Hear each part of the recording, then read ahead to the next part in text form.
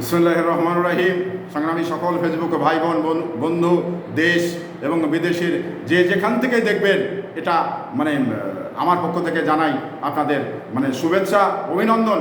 সেটা হলো যে ভারত পাকিস্তানের যে যুদ্ধটা, এটা একটি এলাকার জন্য ক্ষতি, একটি দক্ষিণ এশিয়ার ক্ষতি। সেটা হলো যে এই ক্ষতি, যেমন ভারত পাকিস্তান যখন যুদ্ধ হবে, এই যুদ্ধের প্রভাব বাংলাদেশে পড়বে, এই যুদ্ধের প্রভাব শ্রীলঙ্কায় পড়বে, এই যুদ্ধের প্রভাব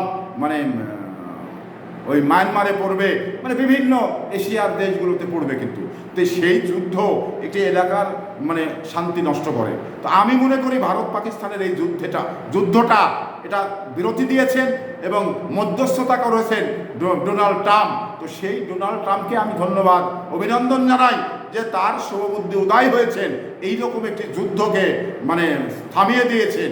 একে অপরের ভিতরে আলোচনার ভিত্তিতে শান্তি আনয়ন করবেন, এটা আমার কাছে খুব ভালো দিক মনে হয়েছে।